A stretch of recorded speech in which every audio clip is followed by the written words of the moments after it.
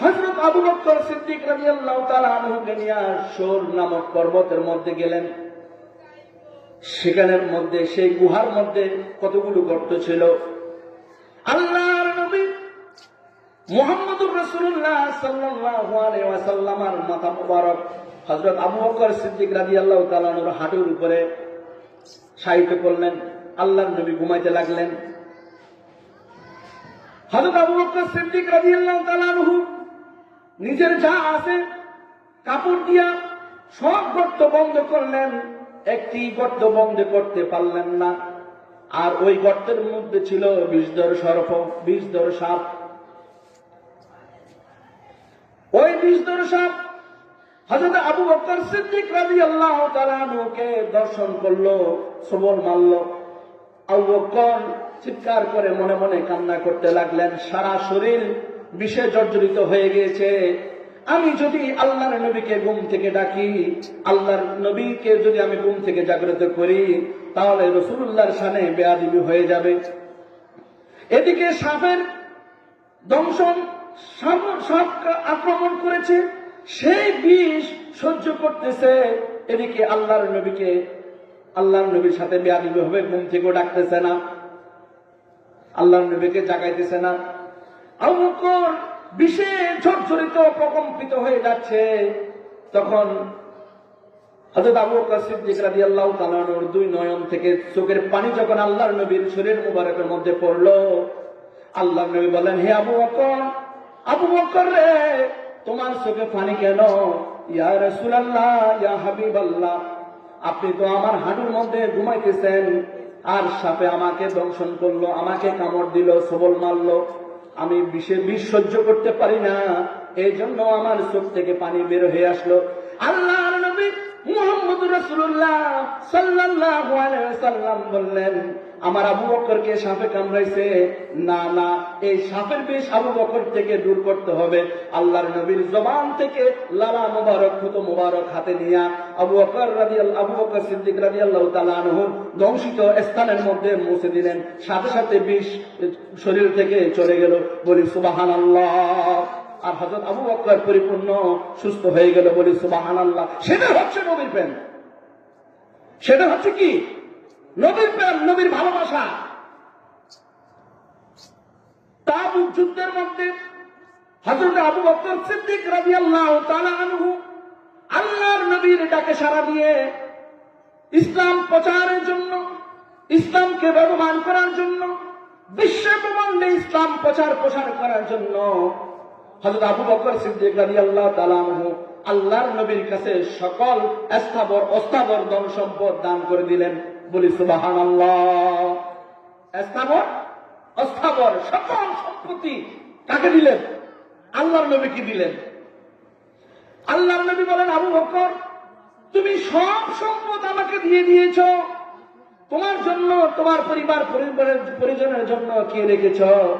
তখন আবু বকর বললেন, ইয়া রাসূলুল্লাহ, আমার পরিবারের জন্য আমি রেখেছি আল্লাহ এবং রসুল, আল্লাহ এবং রসুল আমার পরিবার পরিজনের জন্য যথেষ্ট। বলি সুবহানাল্লাহ। সেটার নাম মুহাব্বত, সেটার নাম কি? সেটার নাম হচ্ছে ভালোবাসা। সাহাবায়ে কেরাম যে ভালোবাসা দেখিয়েছেন, সেটা উম্মতের জন্য আমল করা ফরজ, ঠিক কিনা? আমল করতে হবে। আজকে নবীর ভালোবাসা না থাকার কারণে সারা বিশ্ব ব্রহ্মাণ্ডে মুসলমানদের মধ্যে হানাহানি, মারামারি, কাটাকাটি, ঠিক কিনা? হিংসা। এই হিংসা আসার একটি মাত্র কারণ হচ্ছে আল্লাহ রসুলের আনুগত্য না করা, আল্লাহ রসুলকে ভুলে যাওয়া, ঠিক কিনা? শুধু দুনিয়ার রং তামসা। আমার বয়ানে হাসি পাবেন না, কারণ আল্লাহ রসুলের বয়ান, আল্লাহ রসুলের মাহফিল মানি, সেটা আদব। সেটা কি? সর্বোচ্চ আদব। সেই আদবের জায়গা থেকে আল্লাহ রসুলকে হাসি তামসা, মস্কারা করা, ঠাট্টা মস্কারি করার মাধ্যমে রসুলের সাথে বেয়াদবি করা যাবে? কোন সুন্নাহ ভিত্তিক আলোচনা করতে হবে আল্লাহর নবীর মাহফিলে, ঠিক কিনা? আমি হাসাতে পারি আপনাদেরকে, আমি জানি, কিন্তু ভাইরাল হওয়ার জন্য আপনাদেরকে হাসানোর দরকার নাই। আমি ভাইরাল হওয়ার জন্য আসি নাই, বাইরে হব কার কাছে? আল্লাহ এবং রসুলের কাছে। দুনিয়ার মানুষের কাছে বাইরে হওয়ার কি দরকার আমার? যার জন্য পৃথিবী আল্লাহ সৃষ্টি করেছেন, তিনি যদি আমাকে আশিক না বলে, তিনি যদি আমাকে উম্মত না বলে, তাহলে আমার এই ভাইরাল হওয়ার কোনো দরকার আছে? কোনো কাজে আসবে? কোনো কাজে আসবে না। আল্লাহ আমাকে বান্দা বলতে হবে, আমার নবী আমাকে উম্মত বলতে হবে। আল্লাহ যদি আমাকে বান্দা না বললো, নবী যদি আমাকে উম্মত না বললো, তাহলে আমার সকল আবাদত কি হয়ে যাবে? খান খান হয়ে যাবে। নাউযুবিল্লাহ। এই আবাদত ইসলামের 2 পয়সারও কাজে আসবে না। আসবে? আগে রাসূলুল্লাহর ভালোবাসা নিজের মধ্যে ফায়দা করুন, রসুলকে ভালোবাসুন, রসুলের মহব্বত জাগ্রত করুন। যখন রাসূলুল্লাহর মহব্বত আপনার মধ্যে এসে যাবে, আপনার সংসারের মধ্যে অশান্তি চলে যাবে। ঠিক কিনা? আল্লাহুম্মা সাল্লি আলা সাইয়্যিদিনা মুহাম্মাদ নাবিয়ানা শাফিয়ানা মাওলানা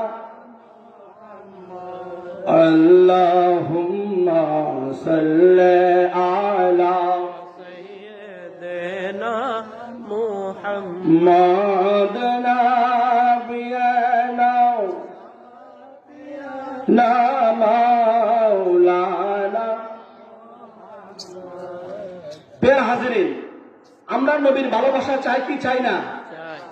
নবীর ভালোবাসার দরকার আছে কি না? সবাই বলি নবী মোদের জান, নবী মোদের প্রাণ। সবাই বলি নবী মোদের জান, নবী মোদের প্রাণ। নবীর কাছে পাবে খোদাই সন্ধান, নবীর কাছে পাবে তোমরা খোদাই সন্ধান।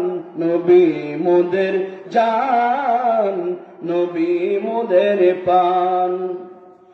নবীর চরিত্র খুলকে আজিব সাকি আল কুরআন, নবীর চরিত্র খুলকে আজিব সাকি আল কুরআন। সেই নবীজির ধরলে দামান, সেই নবীজির ধরলে দামান সকল দুজাহান। নবী মোদের জান, নবী মোদের প্রাণ। নবীর কাছে পাবে তোমরা, নবীর কাছে পাবে তোমরা খোদাই সন্ধান। নবী মোদের জান, নবী মোদের প্রাণ। আল কোরআনের সমহরফে নূরে নবীজির শান, আল কোরআনের সমহরফে নূরে নবীজির শান। দেখবে মোরা থাকে যদি অন্তরে ঈমান, দেখবে মোরা থাকে যদি অন্তরে ঈমান। নবী মোদের জান, নবী মোদের প্রাণ। আল্লাহুম্মা সাল্লি আলা মাওলানা মুহাম্মদ ওয়া আলা মাওলানা মাদ। আল্লাহুম্মা সাল্লি মাওলানা মুহাম্মদ ওয়া আলা আলি সাইয়্যিদিনা।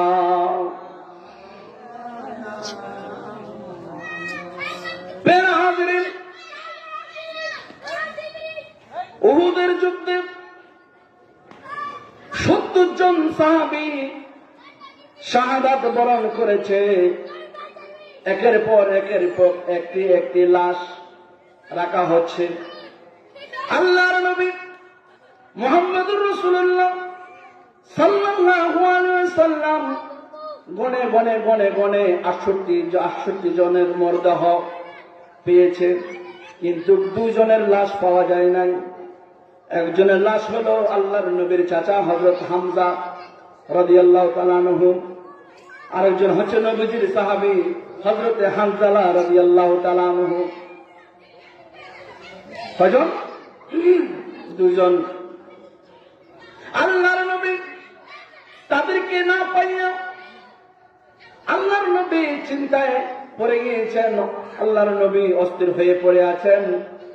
সাহাবায়ে কেরামদেরকে ডাকলেন, ওগো সাহাবারা, তোমরা কোথায় আছো?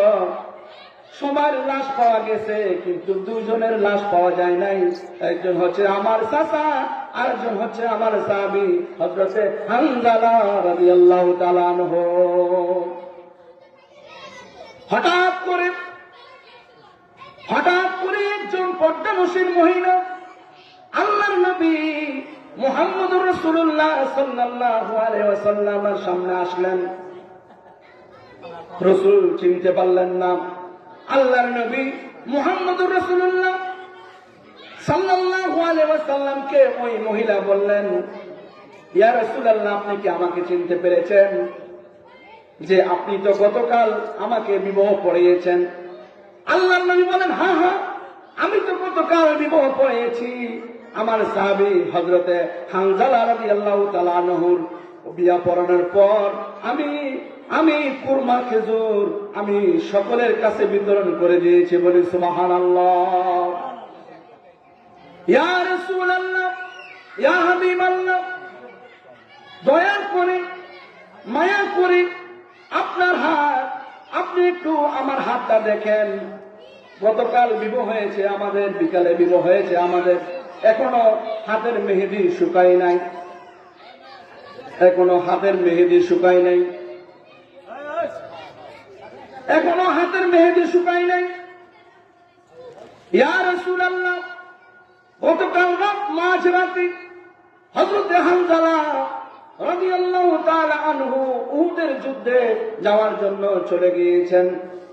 যাওয়ার আগে আমাকে বলে দিয়েছেন আমি যদি বেঁচে থাকি তাহলে দেখা হবে দুনিয়ায়, আর যদি শাহাদাত বরণ করি তাহলে দেখা হবে জান্নাতের মধ্যে। বলি সুবহানাল্লাহ। ওই মহিলা বলল,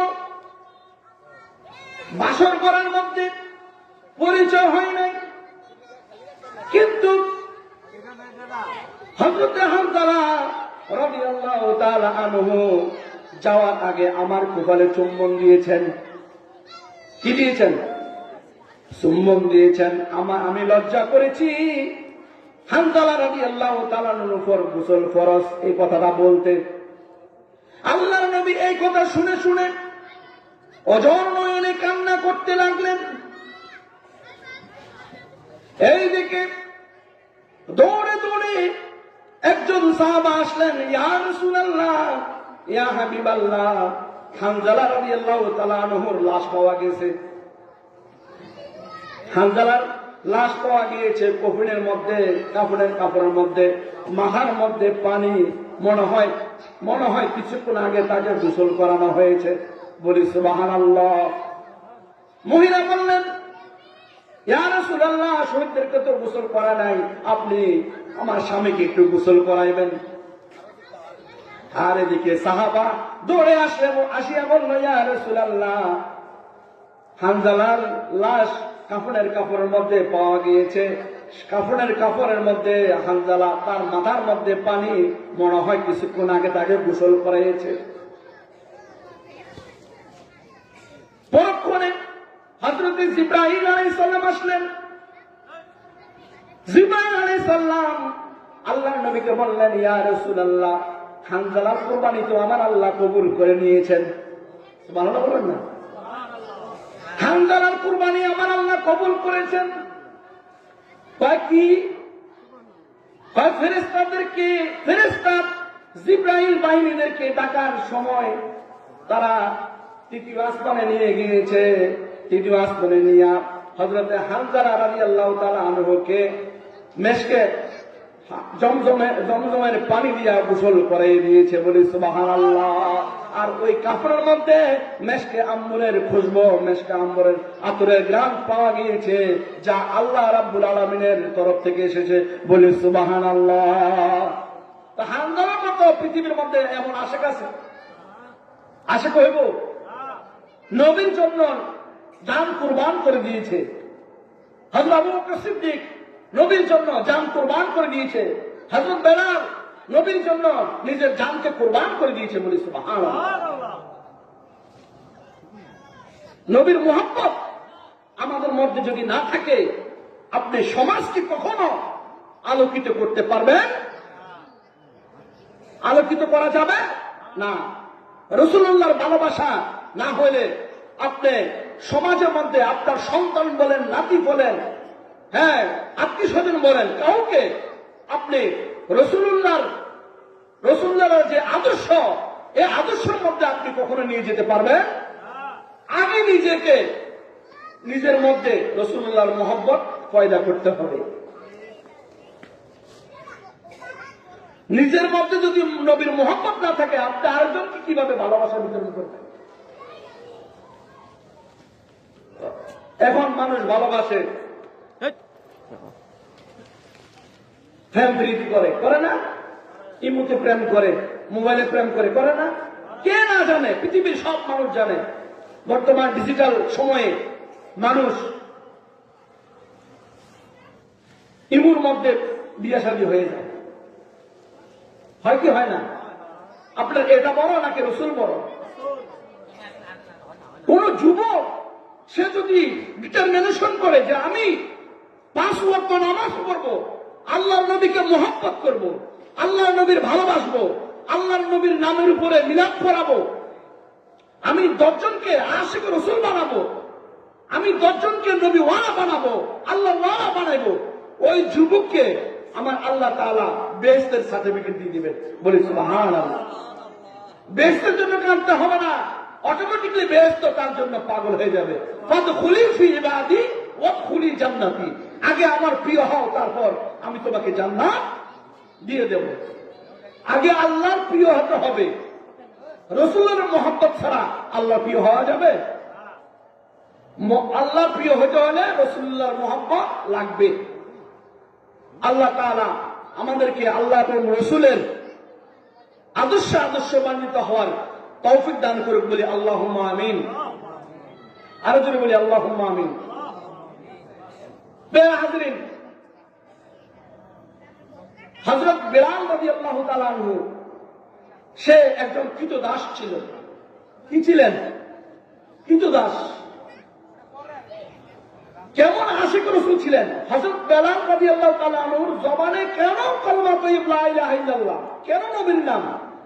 এই জন্য তার মালিক তাকে হাত পা বাঁধিয়া বুকের মধ্যে পাথর ছাপা দিয়া এই প্রখর রৌদ্রের মধ্যে শয়ন করে দিয়েছেন।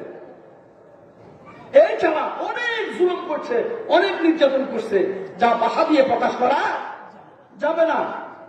তারপরে হযরত বেলাল নবীকে ছাড়ে নাই, নবীর কলমা ছাড়ে নাই। তার জবানের মধ্যে ছিল একটাই মাত্র স্লোগান, লা ইলাহা ইল্লাল্লাহ মুহাম্মাদুর রাসূলুল্লাহ সাল্লাল্লাহু আলাইহি ওয়াসাল্লাম। হযরত আবু বকর সিদ্দিক রাদিয়াল্লাহু তাআলা আনহু অনেক টাকা দিয়া হযরত বিলালকে খরিদ করে আনলেন, মুক্ত করে আনলেন। এখন আল্লাহর নবীর কাছে হ্যান্ড ওভার করলেন যে ইয়া রাসূলুল্লাহ, হযরত বেলালকে আমি আপনার কাছে সঁপে দিলাম। হযরত বেলাল আল্লাহর নবীর খেদমত করতে লাগলেন। মসজিদে নববীতে আযান হয় না, যার আযান না হইলে ভোর হবে না, যার আযান না হইলে মানুষ নামাজের প্রস্তুতি দিবে না। কিন্তু হযরত বেলাল, আল্লাহ একটু ভুল শুনে বেশি, আশিকদের ভুল শুনে কি বেশি। হযরত বেলালের মালিক তার ঠোঁট সেলাই করে দিছে, কেন নবীর নাম বলে। এই জন্য সে যখন আযান দিত তখন আযানের উচ্চারণটা অশুদ্ধ শোনা যেত। আশহাদু আল্লা ইলাহা ইল্লাল্লাহ, তখন বলতো বেলাল আসাদুল্লাহ, মানে আসাদু বলতে পারতো না, আসাদুল্লাহ। আল্লাহ বলেন, ওগো বেলাল, আমি তোমার ভুলটা শুনি বেশি, কেননা তোমার ভিতরে আমার হাবিবের মোহাব্বত, তোমার অন্তরের মধ্যে আমার হাবিবের কি মোহাব্বত, সেজন্য আমি আল্লাহ তোমার ভুলটা বেশি শুনি। হযরত বেলাল আযান না দিলে ভুল হবে না, আযান না দিলে মানুষ নামাজ পড়বে না, ফেরেশতারা নামাজ পড়বে না, সাহাবায়ে কেরাম নামাজ পড়বে না। সাহাবায়ে কেরাম যুক্তি করলেন, হযরত আব্দুল্লাহ ইবনে আব্বাস রাদিয়াল্লাহু তাআলা আনহু দিয়ে আযান দেওয়া হবে। বেলালের আযান অশুদ্ধ, আযানের উচ্চারণটা কি অশুদ্ধ। সবাই সিদ্ধান্ত নিলেন হযরত আব্দুল্লাহ ইবনে আব্বাস রাদিয়াল্লাহু তাআলা আনহুকে দিয়ে আযান দেওয়া হবে। এখন হযরত আব্দুল্লাহ ইবনে আব্বাস রাদিয়াল্লাহু তাআলা আযান দিলেন, কিন্তু রেজাল্ট হয়েছে বিপরীত। রেজাল্ট কি? কিন্তু সকাল হয় না, সুবহ সাদেক দেখা যায় না, ভোর হয় না। সবাই চিন্তিত, কিরে আযান হচ্ছে না কেন, নামাজ কখন পড়বো, নামাজ কখন পড়বো, আযান হচ্ছে না, ভোর হচ্ছে না, কখন নামাজ পড়বো। এখন সবাই গিয়েছেন কার কাছে? আল্লাহর নবীর কাছে, যে ইয়া রাসূলুল্লাহ, নামাজ পড়ার জন্য আমরা প্রস্তুত। আমার নবী বলেন যে হযরত বেলাল সাহাবায়ে কেরাম হযরত আব্দুল্লাহ ইবনে আব্বাসকে ঠিক করেছে আযান দেওয়ার জন্য। আব্দুল্লাহ ইবনে আব্বাসের আযান শুদ্ধ, কিন্তু হযরত বেলালের ঠোঁটটা সিলাই দেওয়ার কারণে বেলালের আযানের শব্দটা, উচ্চারণটা একটু ভুল শোনা যায়। হযরত জিবরাইল আলাইহিস সালাম আসলেন, ইয়া রাসূলুল্লাহ, ইয়া হাবিবাল্লাহ, বাইতুল মামুরে, বাইতুল মুকাদ্দাসে নামাজ পড়ার জন্য সবাই রেডি। হযরত আব্দুল্লাহ ইবনে আব্বাস আযান দিয়েছে, আল্লাহ তার আযান কবুল করে না। আল্লাহ কি করে না? কবুল করে না। ইয়া রাসূলুল্লাহ, আপনি শুনুন, যদি হযরত বেলাল আযান না দেয়, কিয়ামত পর্যন্ত কখনো ভোর হবে না। জিবরাইল কি বললেন? বেলাল আযান দিতে হবে, এটা প্রাণের দাবি, সারা বিশ্বের মানুষের দাবি। হযরত বেলাল আযান দিতে হবে। হযরত বেলাল যখন আযান দিলেন, আশহাদু আল্লাহু আকবার, আল্লাহু আকবার, আল্লাহু আকবার, আল্লাহু আকবার, আশহাদু আল্লা ইলাহা ইল্লাল্লাহ, আশহাদু আল্লা ইলাহা ইল্লাল্লাহ। সাথে সাথে ফজর হয়ে গিয়েছে, সকাল 8টা বেজে গেছে। বলিস সুবহানাল্লাহ। সবাই নামাজ, বাইতুল মামুরে নামাজ শুরু, বাইতুল মুকাদ্দাসে নামাজ শুরু। সাহাবায়ে কেরাম নামাজ পড়ছে, ফেরেশতারাও নামাজ পড়ছে। হযরত বেলালের প্রেম আমাদের মধ্যে পয়দা করতে হবে। শুধু তাওহীদ মানি, রিসালাত মানি না, এমন কোন ধর্ম না, এটা কোন ধর্ম হতে পারে না। আমি তাওহীদ মানলাম, রিসালাত বাদ দিলাম, এটা ধর্ম না। এটা কি? এটা ধর্ম? ধর্মটা কি? লা ইলাহা ইল্লাল্লাহ মুহাম্মাদুর রাসূলুল্লাহ। আল্লাহ এবং রাসূলকে দিয়ে ধর্ম। আপনি আল্লাহ রাখলেন, রাসূল বাদ দিলেন, এত বড় ক্ষমতা কে দিয়েছে? এই সমস্ত বেয়াদবদেরকে আমরা কখনো আমাদের ঘরের মধ্যে জায়গা দেব না, ঠিক কিনা? যারা আল্লাহকে রাখতে চায় কিন্তু রাসূলকে বাদ দিতে চায়, এমন বেয়াদবের আমাদের দরকার। যারা আল্লাহ মানবে, রাসূলও মানবে, আল্লাহর ওলিদেরকে মানবে, তারাই হচ্ছে সচ্চা মুসলমান, তারাই খাঁটি মুসলমান, বলি ঠিক কিনা? সুতরাং সমগ্র পৃথিবী আজকে দুই ভাগে ভাগ, এক ভাগ হকের পক্ষে, আরেক ভাগ নাহকের পক্ষে, এক ভাগ রিসালাতের পক্ষে, আরেক ভাগ নারে তাকবীরের পক্ষে, ঠিক কিনা? 72 দল যদি এক হয়, 72টি দল যদি এক মতে চলতে পারে, আমরা যারা আহলে সুন্নাত ওয়াল জামাত আছি, আমরা কি নবীর মহব্বতে ঐক্য নিয়া, একতা নিয়া, আল্লাহ রসুলের শক্তি নিয়া আমরা থাকতে চাই কিনা, চলতে চাই কিনা? 72টি দল এক, কিন্তু আমরা এক হতে পারি না। কিসের এত স্বার্থ? হযরত আবু বকর সিদ্দিক রাদিয়াল্লাহু তাআলার কাছে স্বার্থ ছিল, হযরত উসমান গনির কাছে স্বার্থ ছিল, মওলানা আলী শের খোদার কাছে স্বার্থ ছিল।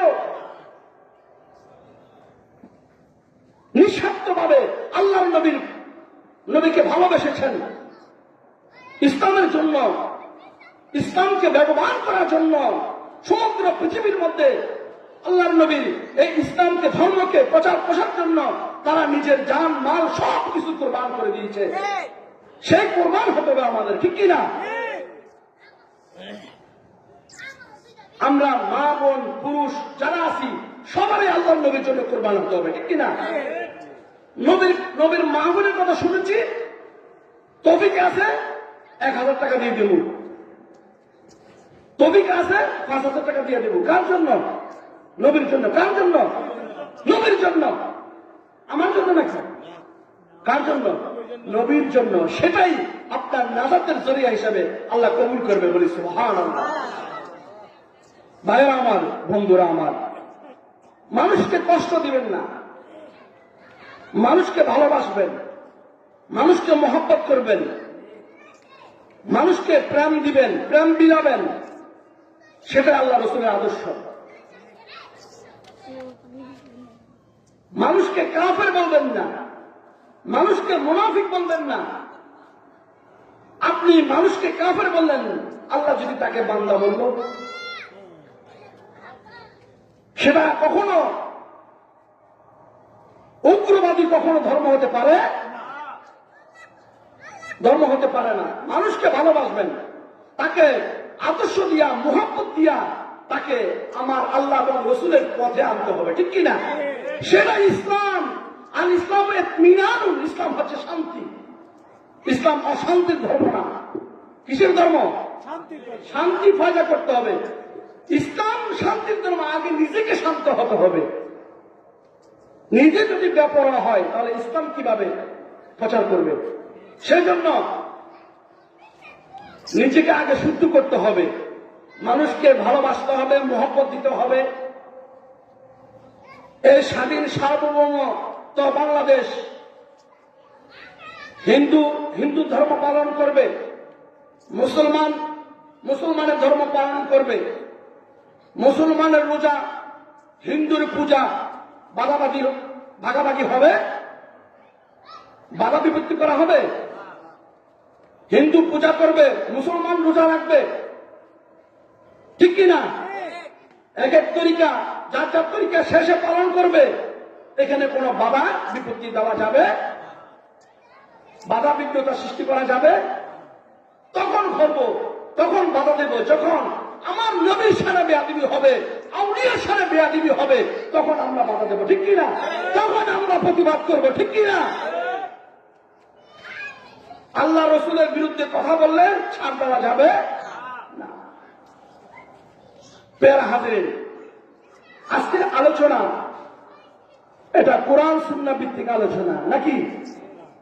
এই আলোচনাটুকু যদি আমরা আমল করি, আমাদের জীবনটা অনেক পরিবর্তন হবে কি হবে না? আল্লাহুম্মা সাল্লি আলা সাইয়্যিদিনা মাওলানা মুহাম্মদ ওয়া আলা আলি সাইয়্যিদিনা মাওলানা মুহাম্মদ। প্রিয় হাজিরিন, আল্লাহ রাব্বুল আলামিন যেহেতু আজকে হযরত শাহ সুফি মধুমুন্সি ঢালী রহমতুল্লাহ আলাইহির উরুস মুবারক, ওনার সামনে কিছু না বললে তো এটা হক আদায় হয় না। আল্লাহ রাব্বুল আলামিন বলেন, আলা ইন্না আউলিয়া আল্লাহি লা খাউফুন আলাইহিম ওয়া লা হুম ইয়াহজানুন।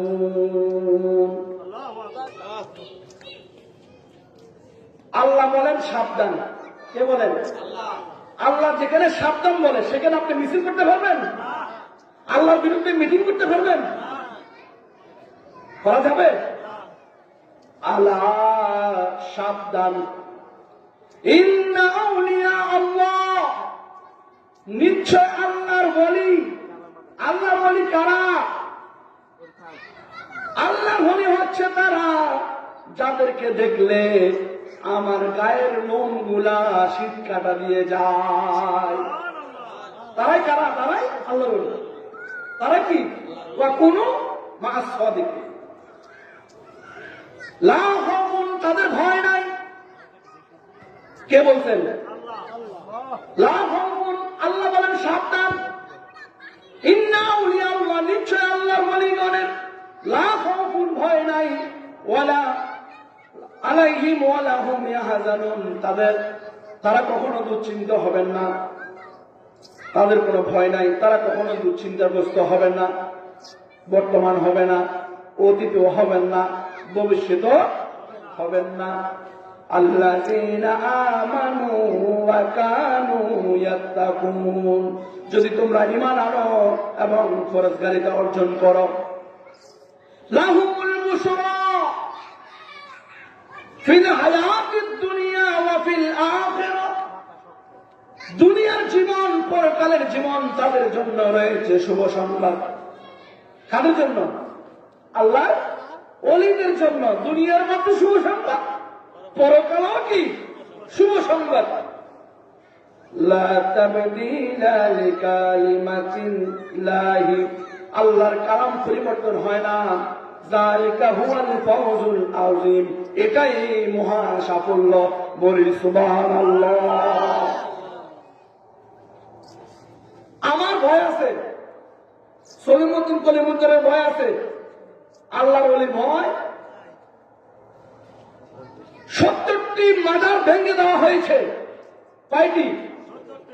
তারা কোন ইসলাম মানে? যা মাজারে হামলা করে তারা কি মুসলমান? প্রশাসনের উপস্থিতিতে মাজারে হামলা হবে, প্রশাসন নীরব কেন? জাতি জানতে চায়, ঠিক কিনা?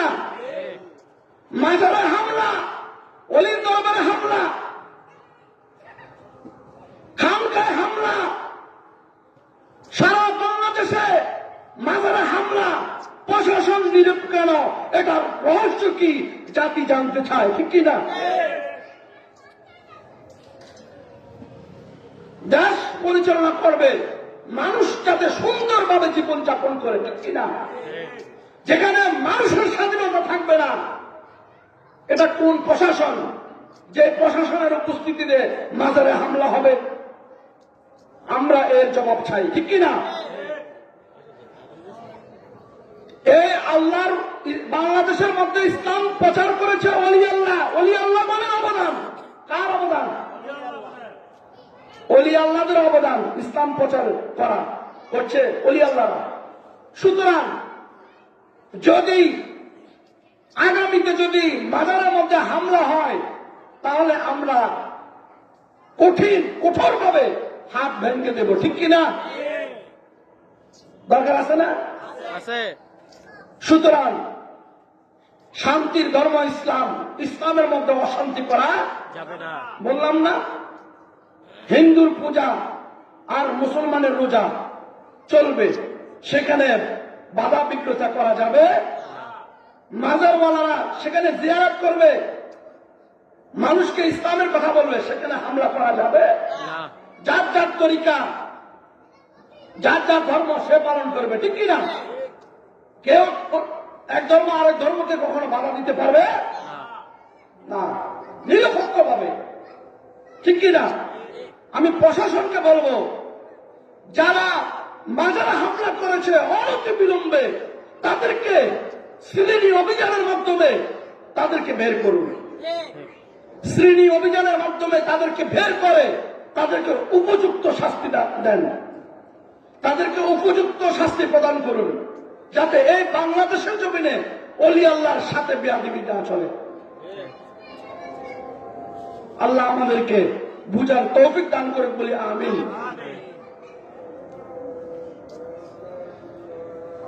আল্লাহ রাব্বুল আলামিন বলেন,